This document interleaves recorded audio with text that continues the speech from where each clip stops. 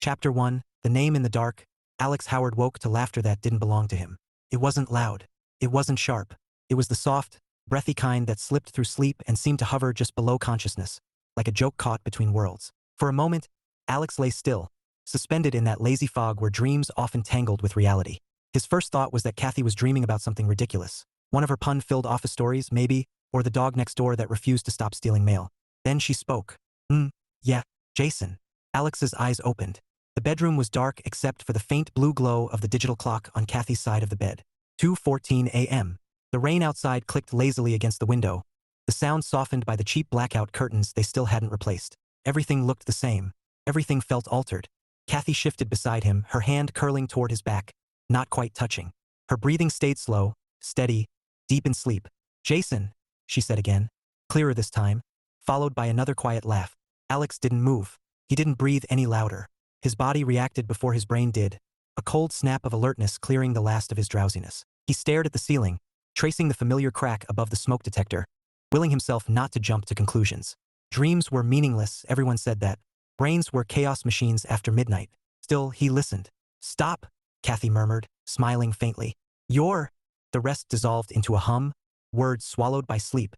Alex lay there until the clock ticked to 3 o'clock, then 4 o'clock. He never slept again. By morning, the rain had stopped and sunlight pushed insistently through the gaps in the curtains. Cathy stretched, kissed his shoulder automatically, and rolled out of bed to start the shower. Alex stayed where he was, staring at the ceiling one last time before sitting up. 7 months engaged. 3 months from the wedding. They had agreed, mutually and early, that there would be no bachelor or bachelorette parties. Not because they were boring, but because they were deliberate. They had watched too many friends torch good relationships for a last night of freedom that nobody actually wanted afterward. They were adults. They were choosing each other with eyes open. Alex had never worried about Cathy's fidelity. Not once. When the texting had picked up recently, he had noticed but dismissed it. Work projects ran late. Teams bonded. She never hid her phone. She never angled the screen away from him or stepped into another room to type. Trust, to Alex, wasn't about surveillance. It was about peace. And now, inexplicably, peace was gone. At breakfast, Cathy chatted about a client revision and complained about the office coffee machine with the same animated gestures she always used. Alex nodded when appropriate, added a comment here and there, watched her mouth move around words he had heard 1,000 times and suddenly had to work to understand. "Are you okay?" she asked, pausing mid-sip. "You're quiet." "Didn't sleep much," he said honestly. "Oh," she winced. "Sorry. I was out like a light." He looked at her then. Really looked. Her hair still damp, eyes bright, ring glinting when she reached for her toast. This was the woman he planned to marry. The woman who had accepted his ring with happy tears and too many jokes about napkin colors. "I need to talk to you," Alex said. Something in his tone must have landed differently, because Cathy set her mug down carefully. "Okay," she said. "What's going on?" He folded his hands together, giving himself something solid to hold on to. "Last night, you were talking in your sleep." Cathy blinked. "Was I?" "Yes." She laughed lightly. "Oh no. Was I embarrassing?" Alex didn't smile. "You said someone's name," he continued. "More than once." Her expression shifted, not guilt, not fear, just surprise. "Yeah? Who?" He hesitated for a fraction of a second, hating that he had to say it at all. "Jason." The kitchen seemed to shrink. "Oh," Cathy said. She frowned, searching for understanding. He's been all over my dreams lately. We're under a deadline and he's on my team. I must have just—" "I know who he is," Alex said gently. She stopped talking. Silence settled between them, thicker now, waited. Alex didn't raise his voice. He didn't accuse. He felt oddly calm, like something inside him had already accepted an outcome and was simply waiting for his mouth to catch up. "I'm not saying you're doing anything wrong," he said. "I'm saying something feels wrong to me." Cathy crossed her arms, more reflex than defense. "I can't control what I dream." "I know." "Then what is this?" Alex exhaled slowly. "If you're dreaming about another man, if he's taking up space in your head you don't mean to give him, then something's too close. And I don't want to stand at an altar wondering who else I'm competing with." Her eyes widened. "Competing?" "Alex, I said yes to you. I'm wearing your ring." "And I believe that," he replied. "But trust isn't just about believing you'd never cheat. It's about knowing we're both protecting the same boundaries." Cathy shook her head, frustration creeping in. "So what? You think I'm emotionally cheating because my brain misfired at 2 in the morning? I think my trust has been shaken," he said simply. "And I can't marry you while I feel like this." The words landed harder than he expected. Cathy stared at him, stunned. You're calling off the wedding?" she asked. "Putting it on hold," Alex corrected. "I'm not walking away. I'm asking for space until I can stand there without doubt. Her jaw tightened. This feels unfair. Maybe it is, he admitted. But it's honest. Cathy stood abruptly, chair scraping the tile. I've done nothing wrong. I didn't say you did. But you're punishing me anyway. That's not what this is. It sure feels like it. They stood there, neither yelling, neither crying. The quiet more painful than any argument. Finally, Cathy grabbed her bag. I'm late, she said. We'll talk later. Okay, Alex replied. The door closed behind her with a soft, final click. Left alone in the kitchen, Alex sank into a chair and rubbed his eyes. His chest hurt, but beneath the ache was a steadiness he hadn't expected. He loved Cathy. That hadn't changed. But loving someone, he realized, didn't mean ignoring the moment your footing shifted. Sometimes it meant stopping before the fall. Chapter 2, The Pause Button. By lunchtime, the phrase "put the wedding on hold" had replayed in Alex's head so many times it lost all grammatical integrity and became a shape instead. A heavy, immovable block sitting squarely in his chest. He ate a turkey sandwich at his desk without tasting it, clicking absently through emails while his co-workers' voices drifted over the cubicle walls. Someone was arguing about printer ink. Someone else was celebrating a birthday with grocery store cupcakes and far too much enthusiasm for a Wednesday. The normalcy felt almost offensive. Dude, Mark said, leaning over the divider without invitation. You look like you just watched your childhood home get demolished. Alex blinked. Is that what that look is? Yeah. Or like you accidentally replied all to an email about hating your boss. Alex snorted despite himself. Wedding stuff. Mark winced in solidarity. Oh, the fun kind or the expensive kind? The existential kind. Mark straightened. Say no more.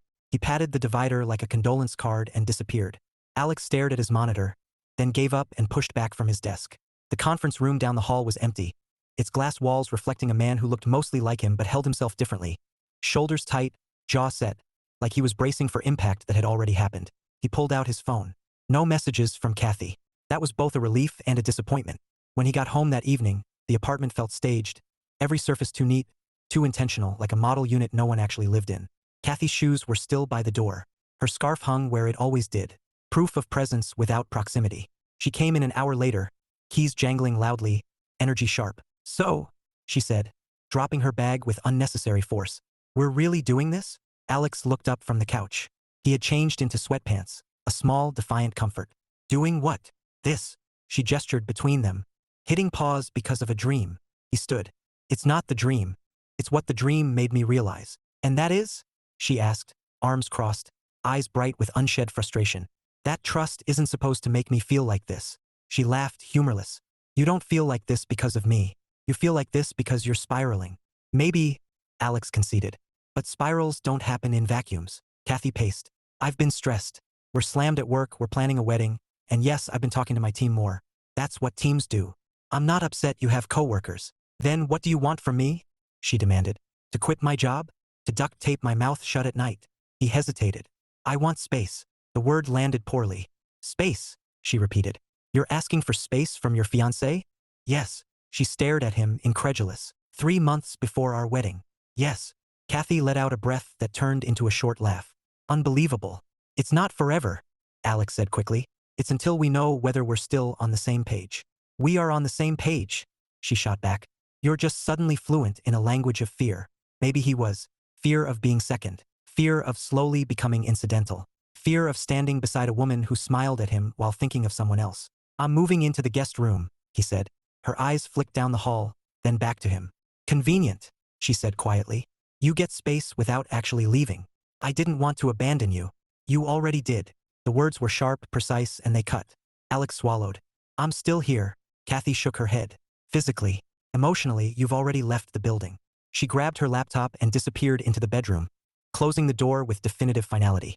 That night, Alex lay on the unfamiliar mattress, staring at unfamiliar shadows, listening to Cathy move on the other side of the wall. Every sound carried weight. A drawer opening. Footsteps. Silence. The worst of all. Sleep came late and unwelcome. Over the next few days, they developed a rhythm that felt oddly professional. Mornings were polite and surface level. Who had the meeting today? Who needed the car? Who bought groceries last? Alex found himself overusing the word thanks, as if gratitude could bridge the growing distance. At work, Cathy stayed longer hours. At home, she spoke less. On Thursday, Alex accidentally joined her therapy appointment. He had signed up for virtual counseling after a particularly unhinged moment in which he Googled "Can dreams reveal emotional cheating?" and didn't like a single answer he read. The confirmation email said Thursday at 6. He logged on at 5:58, camera on, posture awkward. "Hi, Alex," the therapist said warmly. "Before we start, I just need to ask, are you alone?" Alex opened his mouth to answer. Cathy's face popped onto the screen. They froze. "You have got to be kidding me," she said. The therapist blinked. "Oh, I see we have a scheduling overlap." Cathy covered her eyes. "This is my therapist." Alex stared at the grainy image of the woman who clearly wanted to crawl under her desk. "I thought," she sighed, "we use the same app." "Well," the therapist said, professional but clearly rattled. "This is not ideal but not unprecedented. Perhaps we reschedule one of you." "No," Cathy said flatly. "I'm done." She disconnected. Alex closed his laptop slowly and lay back on the bed, staring at the ceiling, the absurdity of the moment crashing into him all at once. He laughed, a short, startled sound that turned into something dangerously close to hysteria. When Cathy came home later, she didn't say a word. Friday brought an office happy hour Alex hadn't planned to attend but couldn't find a good enough excuse to skip. There was a point, midway through his third watered-down beer, when he realized staying home alone had begun to feel worse than small talk. "You okay?" his coworker Lena asked, nudging his arm. "Define okay." She smiled knowingly. "Engagement blues?" He grimaced. "Is that a thing?" "It is now." He laughed, then sobered. "Is it weird to postpone a wedding? Is it weirder than getting married while unsure?" She countered. He considered that. "No." She raised her glass. "Clarity is underrated." When he got home, Cathy's laughter greeted him from the living room. His stomach dropped before he realized it was coming from her laptop. Faces glowing on the screen, voices overlapping. She was on a team call. A handful of coworkers sprawled across digital squares, Jason included. Alex paused in the hallway, heart pounding irrationally. Jason was normal, not a movie villain, not exceptionally attractive. Just a guy in a hoodie cracking a joke about client emails. Cathy laughed freely, comfortably. The sight hurt more than it should have. She noticed Alex and muted herself. "We're almost done," she mouthed. He nodded and retreated. In the guest room, Alex sat on the bed and exhaled. This was the point. Not jealousy, not rage, but the quiet realization that Cathy had found ease somewhere else while he stood holding tension he hadn't named soon enough. Later, she knocked. "Hey," she said, stepping inside. "They're going to a trivia night next week." "Okay." "They invited me," she added, watching his face.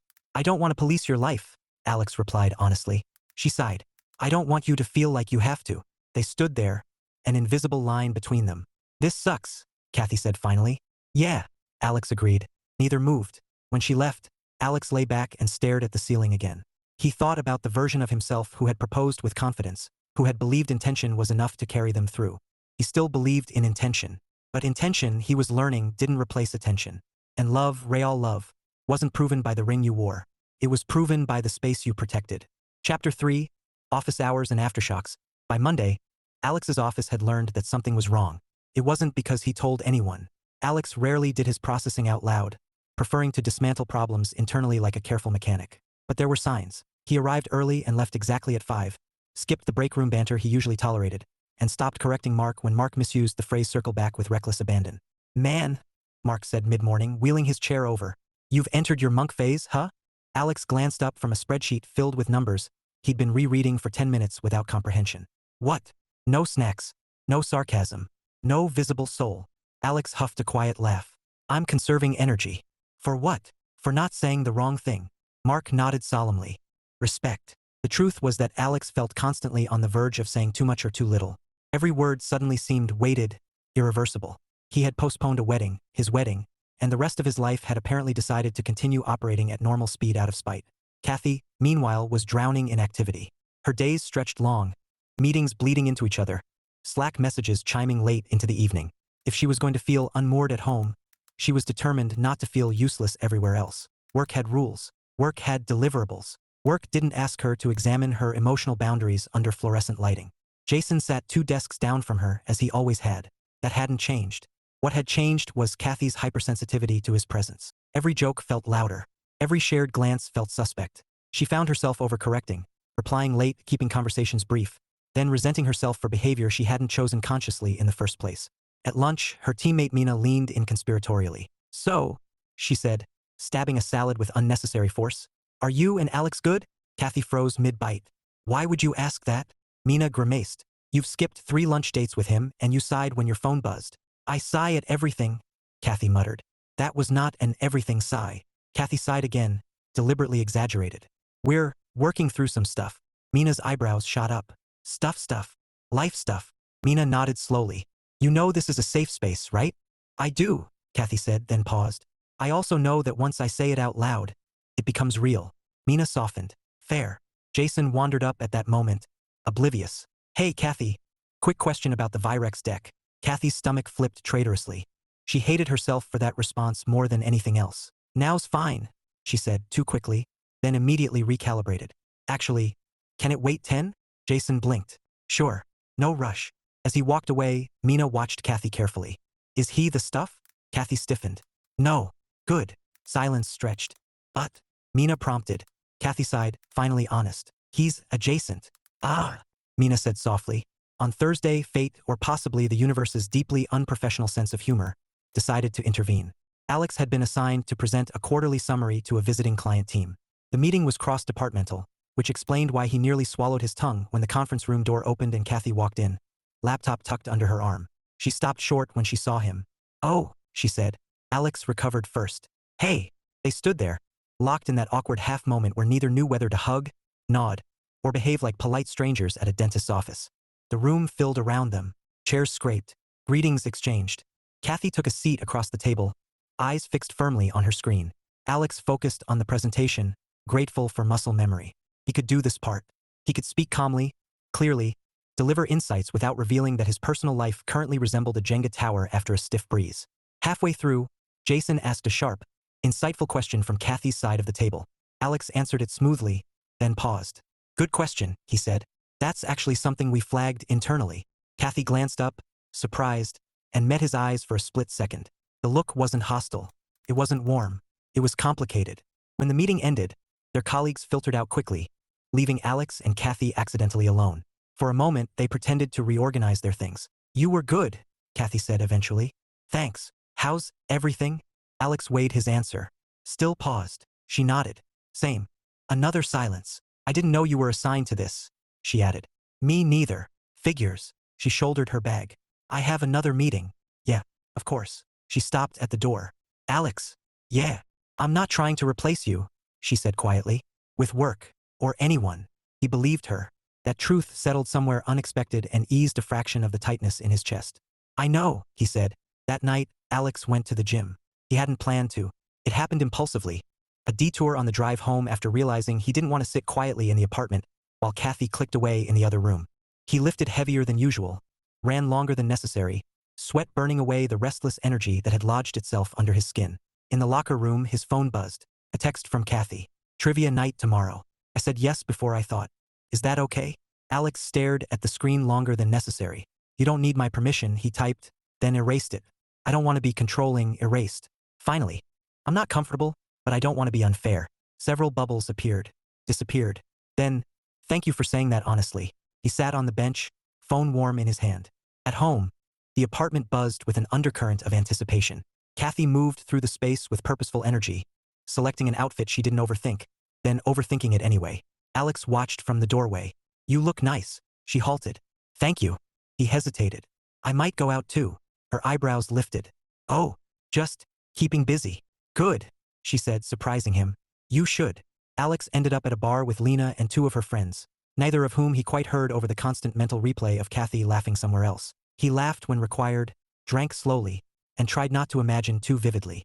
When he got home, Cathy was already there, shoes kicked off, hair a little wild. Hey, she said.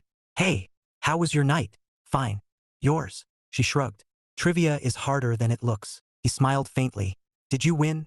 No. We lost to a team called the Smartiness. Devastating. She smiled, then sobered. I left early. He didn't ask why. They stood there again, suspended between motion and meaning. This isn't working like I thought it would, Cathy said. The space. Yeah, she admitted. It's quieter, but it's not clearer. Alex considered that. Maybe clarity comes later. She nodded, thoughtful. That night, lying awake in the guest room, Alex acknowledged something he hadn't said aloud yet. This wasn't about jealousy. It was about alignment, about whether two people could drift slightly off course and still correct without losing each other entirely. Outside, the city hummed, uninterrupted. Inside, Alex wondered, not for the first time and not for the last, whether love was less about holding tight and more about knowing when to loosen your grip without letting go. Chapter 4. Unintended space. Once the space existed, it insisted on being filled. Alex discovered this on a Tuesday morning when he finished his coffee, looked at the clock, 6:42 a.m., and realized he had nowhere he needed to be for another hour. When he and Cathy were fully entwined in wedding planning mode, time had always felt accounted for. There were meetings, errands, phone calls to vendors who spoke in aggressively cheerful tones. Now the day yawned open, so he put on his sneakers and went for a walk. The city at that hour felt like a secret. Delivery trucks idled with quiet patience. A bakery on the corner vented warm air that smelled like sugar and ambition. Alex walked without a destination, hands shoved into his jacket pockets. Music paused so his thoughts could stretch out and finish their sentences. He didn't think about Cathy at first. That felt like progress. He thought about how, in the last year, his life had slowly become a shared Google Calendar. Not unpleasant, just efficient. He had mistaken efficiency for inevitability. He'd assumed that once you decided on forever, the details would simply fall into place behind you like obedient ducks. Now, there was room to notice things again. How his shoulders dropped when he wasn't bracing for conversation. How moving his body quieted the anxious loop he usually tried to think his way out of instead. When he got home, Cathy was already gone. Her coffee mug rinsed and left upside down in the rack. No note. No passive-aggressive silence, either. Just absence. That became the theme of the week. They orbited the apartment like polite strangers with shared history. Cathy claimed the living room in the evenings, laptop open, headphones in. Alex retreated willingly to the guest room or elsewhere, discovering cafes he'd never noticed because they were 2 blocks outside his usual radius. He learned the names of baristas. He became a regular without noticing when it happened. On Thursday, he signed up for a pottery class. It was a deeply uncharacteristic choice, which was exactly why he didn't overthink it. The sign-up sheet promised mindfulness and tactile creativity, neither of which meant anything to him, but it was close to his apartment and he needed something that wasn't introspection. The instructor was a woman named Ruth who wore dramatic scarves and spoke in aphorisms. "The clay remembers," she said on the first night, smiling knowingly. Alex stared at the gray lump in front of him. "Should I be concerned?" Ruth laughed. "Only if you're dishonest with your hands." Alex didn't know how to respond to that, but he stayed. There was something quietly satisfying about the wheel spinning, about shaping something that responded immediately and honestly to pressure. The vase he made leaned slightly left, imperfect and stubborn. He liked it anyway. Cathy noticed it later that night when she wandered into the guest room to grab a phone charger. "What's that?" she asked. "My first attempt at pottery," Alex said, a little sheepish. She lifted it carefully. "It's charming. That's pottery speak for lopsided, right?" "Yes," she said, smiling despite herself. "But in a good way." They stood there, sharing an unforced moment. Then Cathy cleared her throat. "I've been thinking," she said. Alex tensed reflexively, then forced himself to relax. "Okay. This space," she continued, choosing her words carefully. "It's not what I expected either." "No?" he asked. "I thought it would give me answers faster," she admitted. "Like I just wake up one day and know exactly what to do. And instead, it just made everything louder." He nodded. "Same here." She hesitated. "I miss you." The words landed gently, without manipulation. Alex felt their weight anyway. "I miss you too," he said. They didn't close the distance. On Cathy's end, independence felt less grounding and more revealing. Without Alex's steady presence, she noticed how often she reached for reassurance without realizing it. How she filled quiet moments with noise. How easy it had been to lean into work and not question why it felt safer than sitting still. At lunch one day, Jason slid into the chair across from her, unprompted. "You've been weird," he said, not unkindly. She blinked. "Wow. Bold opener. Professionally weird," he clarified. "You're either over-prepared or completely zoned out." She grimaced. "Rough week." Jason studied her. "Engagement stuff?" Cathy stiffened. "Why does everyone know?" "Engaged people have a look," he said vaguely. "It's like excitement with a touch of existential dread." She snorted. "That tracks." They ate in companionable silence for a moment before Jason spoke again. "If I've contributed to your stress at all, let me know." That surprised her. "What do you mean?" "I feel like I've been leaning on you a lot lately," he said.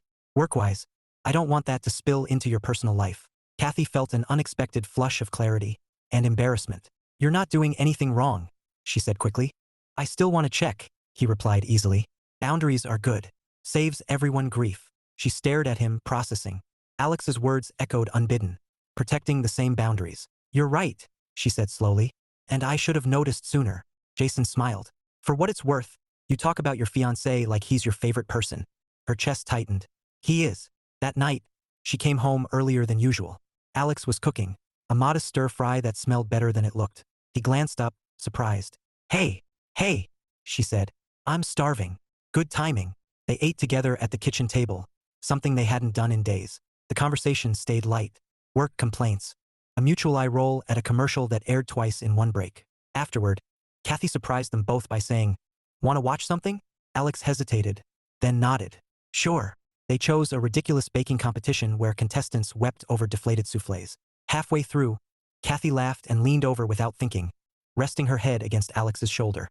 Both froze. "Sorry," she said, pulling back immediately. "It's okay," he said, heart hammering.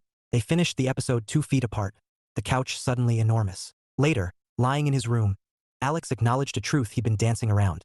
The space wasn't meant to push them apart forever. It was meant to reveal whether they grew back together with intention, or realized they had been standing on momentum alone. The answer wasn't here yet, but for the first time since that night in the dark, Alex felt something close to steadiness. Not certainty, not resolution, just the sense that he was no longer holding his breath. Chapter 5, Comic Collisions. The first collision happened in the produce aisle. Alex was comparing avocados with scientific seriousness, gently pressing, weighing origin labels like they might betray him, when Cathy's laugh rang out behind him, clear and unmistakable. He froze, an avocado suspended in his hand. "Okay. No," Cathy said, laughing again. "If you pick that one, you're just inviting disappointment." Alex turned slowly. She stood 2 feet away, basket on her arm, hair pulled up in a distracted knot. Her eyes widened in surprise that mirrored his own. "Oh," she said. "You too." "For groceries," Alex said, as if it needed clarification. She eyed the avocados. "Clearly, you look deep in negotiation." "They're deceptive," he replied. "You think you know them, and then, they're rock hard inside," she finished. They stared at each other for a beat before both laughing, the shared familiarity breaking through muscle memory before either could stop it. An elderly woman beside them cleared her throat pointedly. "Sorry," Cathy said to her. Alex put the avocado back. "You first," he said to Cathy, gesturing magnanimously. "Don't martyr yourself," she said. "I already grabbed one." They drifted together down the aisle, the choreography natural in a way that stung. Cathy reached for oat milk. Alex grabbed pasta they didn't technically need. Neither commented on the ease of it. "So," Cathy said, balancing her basket, "pottery class?" He smiled. "Word travels fast. I found clay on the sink," she said. "I assume that's not a new skincare routine." "It's exfoliating," he said dryly. She laughed, then sobered. "It's good you're doing things. It's good you are too," he said. Pause. "We should probably stop accidentally running into each other," Cathy said lightly. "Yes," Alex agreed. "This is not helping my produce trust issues." They parted at checkout with an awkward little wave that felt too intimate to be distant and too distant to be intimate. Alex left the store smiling despite himself, and then immediately walked face first into a sidewalk sign. The second collision happened digitally. Cathy had created a shared spreadsheet months ago named Wedding Final, which by sheer inertia continued to exist in both of their Google Drives. On Saturday morning, Alex opened his laptop to discover a new notification. Cathy edited Wedding Final. Curiosity betrayed him. Under catering, she'd added a note. "Consider backup vendor?" Alex stared at the blinking cursor. His finger hovered. He typed, "Backup vendor feels like we're planning for disaster." He immediately regretted it. A response popped up almost instantly. "Cathy, it's just contingency planning." "Alex, we paused the wedding, not canceled common sense." 3 dots. Gone. Back again. "Cathy, this is not the conversation to have in a spreadsheet." Alex agreed. "Cathy, then why are you typing in it?" He closed the document. His phone buzzed. "Cathy, can we not use Google Docs as therapy today?" He smiled crookedly and typed back. "Alex, deal." That afternoon, Alex attended his pottery class early to avoid sitting with his thoughts. The studio buzzed with amateur determination and spinning wheels. Ruth floated between tables, offering gentle corrections and metaphors that made no immediate sense. "Remember," she said to Alex, peering at his second vase attempt, "too much pressure in one place and the whole structure compensates." Alex snorted. "That tracks." Next to him, a woman with bright red glasses leaned over. "If you figure out how not to collapse it, let me know." "I think collapse is part of the lesson," Alex said. She grinned. "Great. I love learning by failure." "Alex." "Marcy," she replied, shaking his clay-smeared hand without hesitation. "Pottery for emotional stability? Is it that obvious?" "It's either that or court-mandated," she said cheerfully. They chatted easily, exchanging complaints about wrists and gravity. Felt good. Normal. Uncomplicated. When Alex got home, he found the living room filled with unfamiliar shoes. A double-booked evening. Again. Cathy emerged from the bedroom, startled. "Oh, I thought you'd be out later." "I thought you would be," he replied mildly. She gestured vaguely. Mina suggested a chill night. What? Minimal processing. From behind her, Mina waved awkwardly. "Hi. Sorry." Alex smiled politely. "No worries. I'll make myself scarce." Cathy hesitated. "You don't have to." He glanced at the small, crowded space, then back to her. It's fine. In the hallway, as he reached for his jacket, Cathy followed. I didn't mean to. I know, he interrupted gently. We keep doing that. She nodded. We do. He left before the mood could tip. The third collision happened at a birthday party neither of them remembered RSVPing to. Mark's girlfriend, Fiancée, Alex corrected absently, had invited half the greater metropolitan area to a rooftop gathering with optimistic string lights and underwhelming hummus. Alex arrived late, hoping anonymity might cloak him. It did not. Alex, Mark boomed. You made it. And then, from behind him, oh my God. Cathy stood there in a blue dress Alex had helped her pick out years ago for a wedding that was not theirs. Her smile was warm and strained. Hi, she said.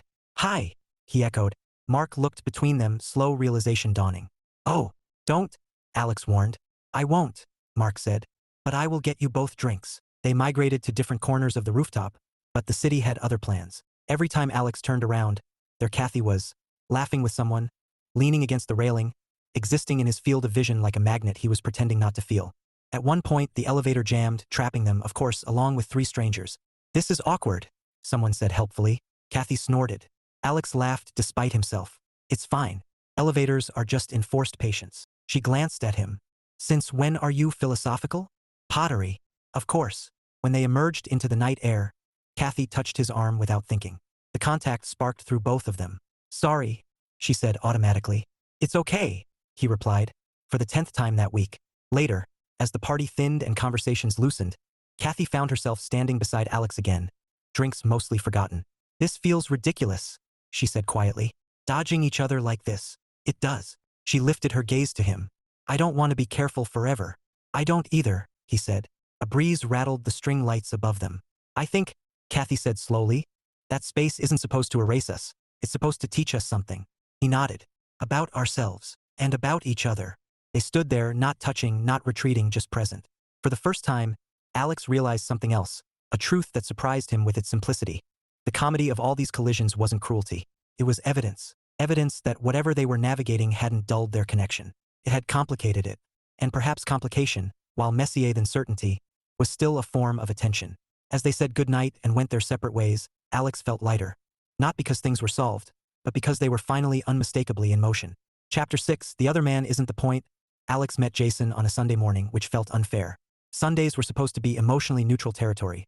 No work, no parties, no shared obligations that could ambush him with meaning. He had gone out early with the very reasonable goal of buying bagels and avoiding thought. Instead, he rounded the corner of the cafe 2 blocks from his apartment and nearly collided with the person he least wanted to see and most needed to understand.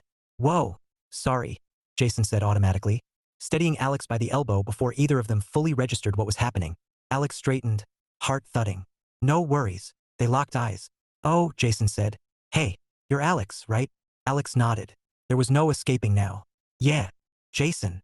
He smiled, easy and unguarded. Cathy's fiancé. Engaged, Alex thought reflexively, then immediately hated himself for it. Fiancé, Alex corrected gently, more for his own spine than Jason's benefit. Jason's expression flickered. Not guilt, not surprise, just acknowledgement. Right? Sorry. They stood there, the city moving indifferently around them.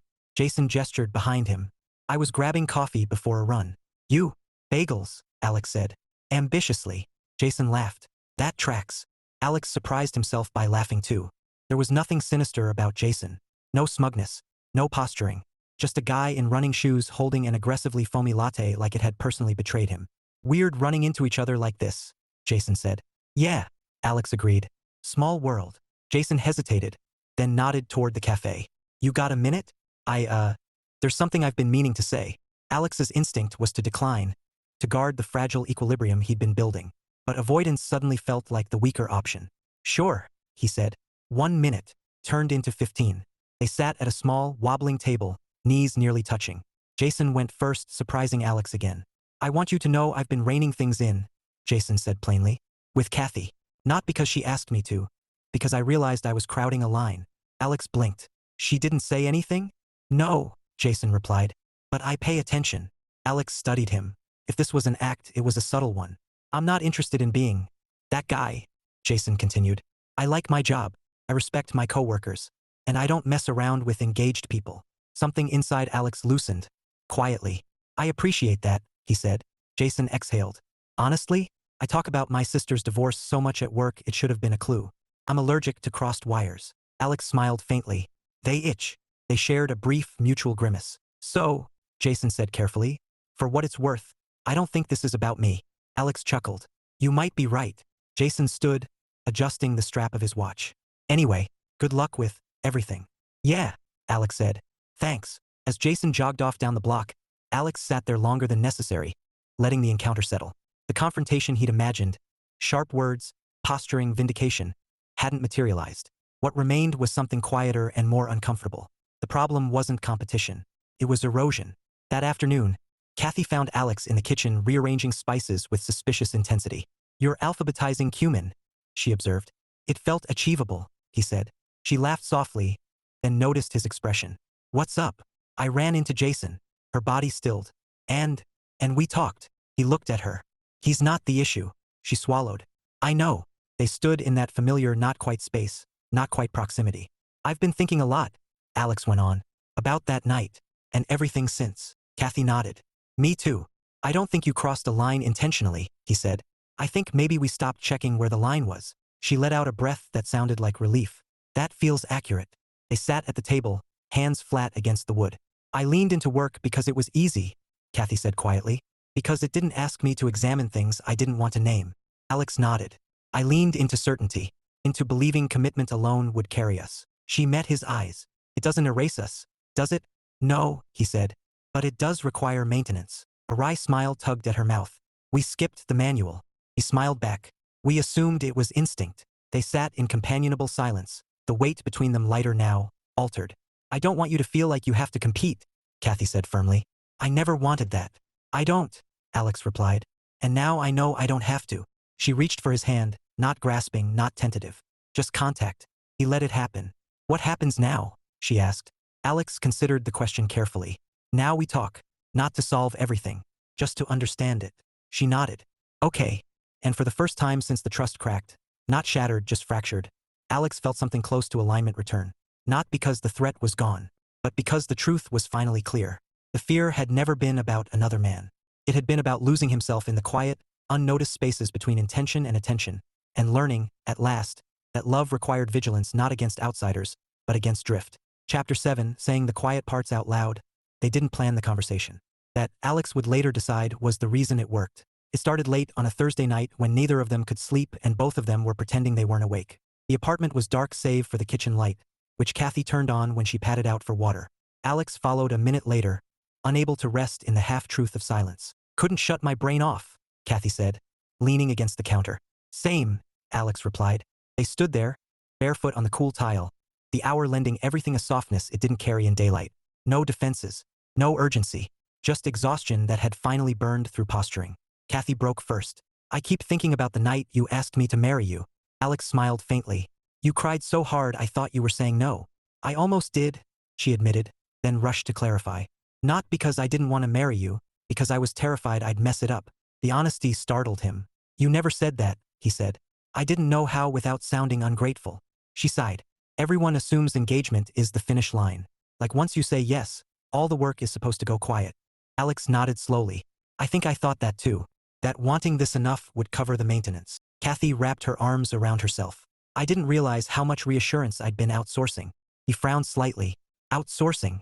She met his eyes. Work. Noise. Other people. I didn't mean to, but it was easier to feel wanted in small, low-stakes ways than to admit I was scared of being seen changing. Alex felt that settle. Changing how? Older, she said. Predictable.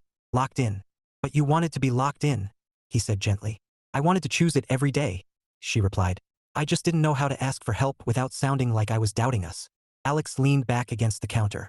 When you started pulling away emotionally, I didn't know how to ask for reassurance without sounding jealous. So we both stayed quiet, Cathy said, and filled the silence with 1,000 assumptions. They shared a sad smile. It wasn't the dream, Alex said softly. That just cracked the door. What scared me was realizing I hadn't been checking in either. Cathy tilted her head. You were waiting for certainty? I was waiting for proof that nothing could change without permission, he admitted. That love was static. She exhaled. It's not. No, he agreed. It's more like alignment you keep adjusting. She laughed quietly. You sound like Ruth from your pottery class. High praise, he said.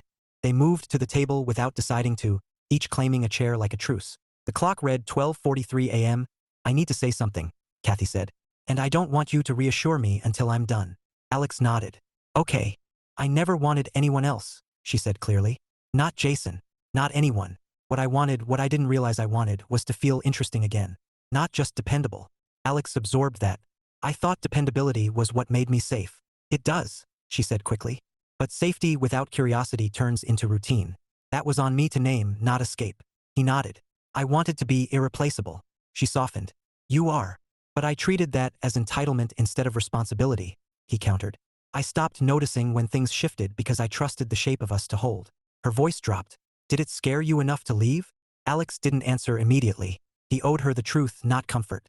It scared me enough to stop the momentum, he said at last.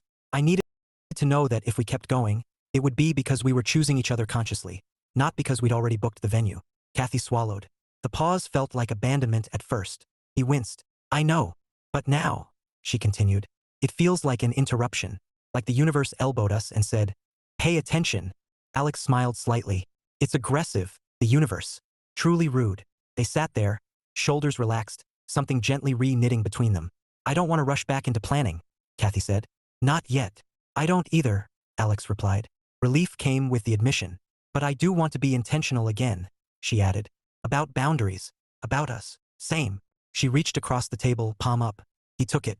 I want to ask you things before they turn into resentment, she said. Even if it's uncomfortable. I want to listen without assuming the worst, he responded. Even if I'm afraid of the answer. Their fingers curled together naturally, not tight, present. Can I say one more quiet part? Cathy asked. Yes. I need space sometimes, she said. Not to leave you, but to hear myself think. I didn't know how to say that without it sounding like rejection. Alex nodded thoughtfully. That makes sense. I also need reassurance that wanting novelty doesn't mean I'm dissatisfied, she continued. Just human. Alex squeezed her hand lightly. And I need reassurance that choosing me is still active. Not just something you did once. She smiled. That I can do. They didn't kiss. Not because they didn't want to, but because neither wanted to borrow intimacy from a moment that was meant to stand on its own. When they finally went to bed, Cathy paused at the guest room door. You don't have to stay in here tonight, she said. Alex considered the offer. Then he shook his head gently. Not tonight. I want this to land. She understood immediately. Okay. Thank you, he said. For what? For staying. She smiled. Thank you for stopping. After the door closed, Alex lay back on the bed and stared at the ceiling, feeling something unfamiliar but welcome settle into place. Trust hadn't snapped back into existence, but something stronger had taken its place. Understanding. And the quiet confidence that forward momentum didn't come from moving fast. It came from moving honestly. Chapter 8. Redefining the future. They did not rush back into anything, which was new for both of them. For the next week, Alex and Cathy lived in a careful, intentional in-between. They ate dinner together more often, but not every night. They texted during the day, but not compulsively. They checked in without interrogating, shared space without assuming access. It was quieter than before, but not hollow. On Saturday morning, Alex woke early out of habit and instinctively reached for his phone to check the weather for a weekend that was no longer structured around vendor appointments. When he realized there was nothing scheduled, he smiled to himself and put the phone down. By the time he wandered into the kitchen, Cathy was already there, barefoot, hair loose, flipping pancakes with unearned confidence. You look suspiciously domestic, he said. She grinned. I made one that's shaped like New Jersey. He peered at the pan. That's generous. They ate at the counter, shoulders nearly touching, syrup slowly pooling where neither of them cared enough to wipe it away. I was thinking, Cathy said lightly, which still made Alex brace a little out of habit. Dangerous phrase, he said, but smiled to soften it. I know. I come bearing good intentions. She took a breath. What if we stop thinking of this as on hold and start thinking of it as re-choosing? Alex considered that. Meaning, she continued. We stop planning out of obligation and start deciding intentionally, piece by piece, what still fits. He nodded slowly, including whether the wedding itself fits. Yes, the word hung there. Alex didn't flinch from it this time. I don't want momentum to decide for us, Cathy added. If we get married, I want it to feel like an active yes, not something we slid into because the invitations were already printed. Alex smiled ruefully. About that, she groaned. Don't tell me. I may have preemptively emailed the stationer asking how change-friendly their font choices are. She burst out laughing, head dropping onto the counter. We are such planners. We're trying to unlearn it, he said. Clumsily. She reached over and squeezed his hand. Clumsy is okay. Later that afternoon, they went for a walk without a destination. A true novelty in their relationship. No list, no errand. just movement. They ended up by the river, watching couples jog past, children wobble on bikes, dogs ignore their owner's authority with impressive consistency. The city unfolded around them, indifferent to timelines. I ran into Ruth yesterday, Alex said. Cathy blinked. In public. Yes. It turns out she buys artisanal soap like it's a competitive sport. Cathy smiled. Did she give you a metaphor? 3, Alex said. All unsettling. They leaned against the railing. I talked to Mina, Cathy said. Told her the wedding was postponed. And, she said, good. Now you get to decide again instead of reacting. Alex nodded. Smart woman. Annoyingly, Cathy agreed. They fell quiet for a moment. Do you ever worry, Cathy asked carefully, that this pause might change us too much? Alex thought about that. About the comfort of the old version of them. About the fear that growth might cost familiarity. Yes, he said honestly. But I worry more about it not changing us at all. She exhaled. Me too. That night, they moved back into the same bed. Not ceremonially, not dramatically. Just naturally, when Cathy wandered in with her book and Alex rolled over to make space without comment. They didn't kiss goodnight. They didn't have sex. They slept. The comfort of it surprised them both. The next week brought decisions. First, they canceled the tasting. Then, they emailed the venue, not to terminate the contract, but to push their date into an indefinite future with language that felt both responsible and brave. Alex discovered something unexpected. Each choice felt less like loss and more like relief. One evening, sprawled on the couch amid takeout containers and the muted chaos of a game show neither fully watched, Cathy looked up and said, I don't want to get married in 3 months. Alex didn't hesitate. Me neither. She studied his face. Do you still want to marry me? Yes, he said. The certainty surprised him with its calm. She smiled softly. I still want to marry you too. They let that be enough for the moment. On Friday, Alex texted Marcy from pottery class, completely platonic, completely transparent, to ask if she wanted to grab coffee before class. He told Cathy first. Thanks for telling me, she said easily. Have fun. He did. When he came home, Cathy was sitting cross-legged on the living room floor, sorting through a box labeled wedding miscellaneous, with ruthless efficiency. What's staying? He asked. She held up a folded napkin sample. This can go. He sat beside her. The song list. She winced. We're pausing that. Good. They worked quietly, side by side, choosing what still belonged to them and what they no longer needed to carry forward. At the bottom of the box, Cathy pulled out the ring box Alex had used the night he proposed, the cheap velvet already worn soft at the corners. She studied it for a long beat. Can we keep this? She asked. Alex smiled. Absolutely. That night was real. She nodded. Still is. They didn't re-announce their engagement. They didn't make a big declaration to friends or family beyond simple honesty. We're together. We're being thoughtful. We're not rushing. Some reacted with confusion. Some with quiet admiration. One aunt attempted to reframe it as a bold modern approach unprompted. Alex learned to let reactions roll past him. The most important shift was internal. One evening, as they sat on the fire escape, watching the city lights blink on one by one, Cathy asked, Do you feel like yourself again? Alex considered the question carefully. Yes, he said, but a version that listens better. She smiled. Same. They clinked their glasses together, cheap wine, no occasion. No finish line. No countdown. Just two people who had stopped long enough to notice where they were standing, and chose deliberately to step forward together. Chapter 9, 3 months later, 3 months after the wedding that wasn't, Alex stood in line at City Hall arguing with a malfunctioning kiosk about a parking ticket that didn't exist. The kiosk was winning. This feels symbolic, he muttered. Beside him, Cathy laughed and bumped her shoulder lightly into his. You're negotiating with a machine again. It started it, he said. They were both dressed casually. Alex in a soft button-down he no longer associated exclusively with meetings. Cathy in a dress she liked because it wrinkled easily and forced her to stop pretending she was effortless. They had a plan for the afternoon that involved lunch and no further commitments, which still felt like a luxury. In the end, the kiosk timed out and reset itself, victorious. See, Cathy said. Letting go works. Alex eyed the blank screen. I resent how correct you are. They stepped back into the sunlight, the city busy but kind, early summer settling into its gentle confidence. For the first time in a long time, Alex felt no internal countdown humming in the background. No sense of we should be somewhere else by now. They walked. The rumor mill had mostly quieted. Friends who'd once asked polite, tense questions now asked different ones, about work, travel, that new pottery thing Alex ironically enjoyed. Cathy's aunt still insisted on framing everything as non-linear romance. But even she had conceded they looked less like people bracing and more like people choosing, which Alex realized was the quiet difference. At a cafe they liked but hadn't previously allowed into their overly optimized routines, Cathy reached for her coffee and paused. I have something to show you, she said, fishing her phone out of her bag. Alex lifted an eyebrow. That phrase carries risk. I promise it's not a spreadsheet. She laughed and scrolled, then handed him her phone. On the screen was a calendar. Not color-coded. Not optimized. Just a single event. Dinner at home. No phones. That's tonight, she said. If you want to. Alex smiled slowly.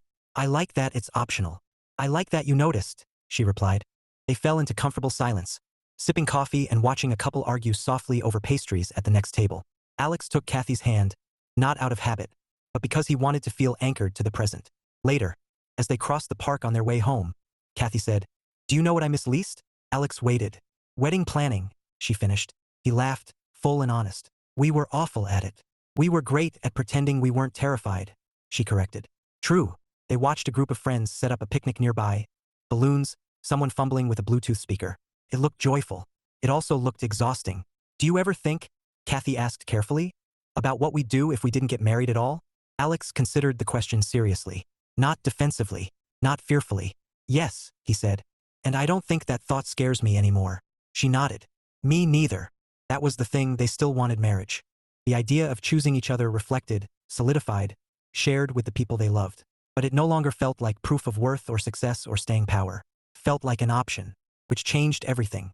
That evening, they cooked together in the quiet apartment that felt less like a waiting room and more like a home again. Music played from Alex's phone. Nothing curated, just a shuffle that surprised them both. Cathy leaned against the counter, watching him stir something unnecessarily slow. "You're calmer," she said. "I noticed," he replied. "It's strange." She tilted her head. "Good strange. Like learning you don't always have to brace for impact," he said. "Like forward momentum doesn't have to hurt." She smiled softly. "I feel interesting again." "You always were," he said. She shook her head gently. "I mean to myself." They ate at the small table by the window, city lights blinking on one by one. Halfway through the meal, Cathy set her fork down. "I want to ask you something," she said. Alex looked at her, steady. "Okay. What if," she said slowly, "we decide to get married, but we don't set a date yet?" He blinked, surprised but not unsettled. "That feels right," he said after a moment. "What if," she continued, "we do it because we want the celebration, not because we need the validation?" Alex smiled. "I like the way you frame things now." "Me too." They didn't reach for rings. They didn't make declarations. They simply acknowledged the shape of the future they were willing to build. Flexible, honest, attentive. Later that night, sprawled on the couch, Alex turned to her. "You know," he said, "if I'd gone through with the wedding as planned, I think I would have been standing there relieved instead of joyful." Cathy nodded. "And I would have been smiling while wondering when I'd breathe again." They turned toward each other, faces close but relaxed. "This," she said, gesturing between them, "feels earned." Alex kissed her then. Not rushed, not desperate, just present. 3 months ago, he would have taken that kiss as reassurance. Now, he took it as connection. In bed later, the city quiet outside, Cathy traced idle patterns against his arm. "Do you regret stopping?" she asked. Alex answered without hesitation. "No." She smiled into the darkness. "Me neither." They drifted toward sleep with no alarm set, no future date circled in expectant red. Just the soft understanding that love didn't mean constant closeness. It meant shared direction. And when Alex finally slept, deep, uninterrupted, it wasn't because everything was certain. It was because, for the first time in a long while, nothing felt forced. The forward momentum had returned. Not as a rush, but as a choice.